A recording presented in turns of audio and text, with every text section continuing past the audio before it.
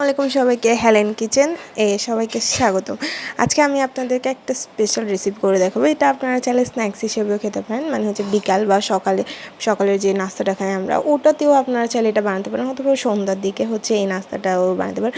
আর এটা খেতে অনেক বেশি মজা হয়। যদি এখানে রেডি করার জন্য বেশি কিছু লাগে না, হাতের কাছে কয়েকটা উপকরণ থাকলে হয়েছে এত মজাদার একটা সুন্দর রেসিপি রেডি করতে পারেন। আর এটা হচ্ছে আমার চিড়ার পোলাও, যেটা হচ্ছে ঝাল। আর যারা ঝাল লাইক করে তাদের জন্য তো এটা অনেক বেশি ফেভারিট হবে, কারণ চিড়া বিভিন্নভাবে খাওয়া যায়। কেউ মিষ্টি চিড়া খায়, কেউ ঝাল চিড়া খায়। তো এই রেসিপিটা ট্রাই করার জন্য আমার লাগবে হচ্ছে চিড়া। আমি এখানে আমার প্রয়োজন অনুযায়ী, মানে আমি যে পরিমাণ চিড়ার পোলাও বানাবো অতটুকু হচ্ছে চিড়া নিয়ে নিয়েছি।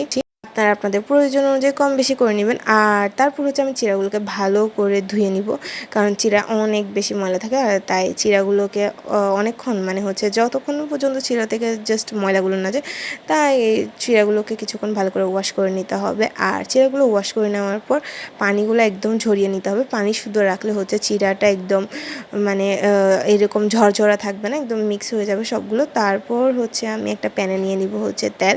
রেগুলার আমরা যে রান্নার তেলগুলো ইউজ করি ওটা দিতে পারবো। আর তেল দেওয়ার পর হচ্ছে আমি এখানে দিয়ে দিব হচ্ছে পেঁয়াজ কুচি। দেওয়ার পর পেঁয়াজগুলোকে অনেক ভালো করে ফ্রাই করে নেব, যাতে পোলাও হচ্ছে যে পেঁয়াজের কাজটা কাঁচা গন্ধ থাকে ওটা না থাকে মতো। আর পেঁয়াজগুলো একদম গোল্ডেন ব্রাউন করে ভেজে নেব। আর ভাজার পর আমি এখানে দিয়ে দিব হচ্ছে আমার প্রয়োজন মতো হচ্ছে যেগুলো চাই। আমি এখানে আমার হচ্ছে সবজির ভিতরে দিয়েছি হচ্ছে কাঁচামরিচ, তারপর টমেটো দিয়েছি, তারপর দিয়ে দিয়েছি হচ্ছে গাজর। আর কেউ চাইলে এখানে ক্যাপসিকামও ইউজ করতে পারেন। আসলে এটা দেখতে অনেক বেশি সুন্দর হয়, বিভিন্ন কালারের বিভিন্ন সবজি এই পোলাও মিক্স করলে। আর সবজি না, এগুলো আসলে হচ্ছে পোলাওয়ের সাথে, মানে হচ্ছে চিড়ার পোলাওয়ের ফ্লেভারটা আরও বেশি বাড়িয়ে দেয়। তারপর গাজরগুলোকেও আমি সেম পেঁয়াজের মতো করে ভেজে নিব, কারণ চিড়া দেওয়ার পর হচ্ছে এগুলো সিদ্ধ হওয়ার কোনো উপায় থাকবে না, কারণ এগুলো একদম ফ্রাই করব। তাই আগে থেকে হচ্ছে আমি এটা ভালো করে তেলে ভেজে নিব।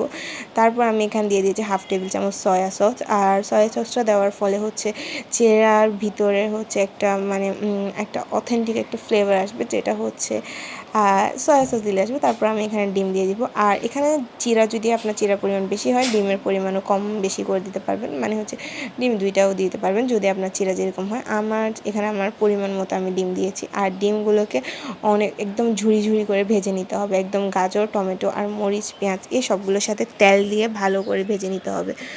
আর এগুলো যাতে একদম মানে হচ্ছে আলাদা আলাদা দেখা যায় ডিমগুলো। তারপর হচ্ছে আমি এখানে দিয়ে দিব হচ্ছে 1/2 টেবিল চামচ হলুদ গুঁড়ো, 1/2 টেবিল চামচ লবণ। আর লবণ এখানে আপনাদের প্রয়োজন, মানে পরিমাণ অনুযায়ী দিবেন, যে স্বাদ মতো লবণ খান ওটা দিবেন। তারপর হচ্ছে আমার আগে থেকে ধুয়ে রাখা সেই চিড়াগুলো হচ্ছে আমি আগে থেকে ধুয়ে পানি ঝরিয়ে রেখেছিলাম, যার কারণে এইভাবে ঝরঝরা আছে। আপনারা যদি কেউ ভিজিয়ে রাখেন তাহলে এগুলো আর ঝরঝরা থাকবে না। আর হচ্ছে এগুলোকে একদম হচ্ছে আমার গাজর আর ডিমের যে মিশ্রণটা রেডি করেছি ওটার সাথে ভালো করে মিক্স করে নিব, কারণ হচ্ছে এর ফলে এইখানের মানে হচ্ছে যে সয়া সস, তারপর হলুদ যেগুলো ইউজ করছি আর কি, ওইগুলো ভালো করে মিক্স হয়ে যাবে। তারপর এখানে দিয়ে দেবো হচ্ছে আমি চাট মশলা। কেউ যদি চাট মশলা কারো কাছে না থাকে, তারা চাইলে এখানে ম্যাজিক টেস্টিং সল্ট যেটা আছে, টেস্টিং মশলা, ওটাও ইউজ করতে পারেন। কারণ আমি এটা চাট মশলা দিয়েছি হচ্ছে এটা আলাদা হচ্ছে, মানে একটা অনেক ভালো যে ফ্লেভারটা আসে এটা দিলে আসে। তারপর আমি ওতে কতগুলো ধনিয়া পাতা দিয়ে দিব।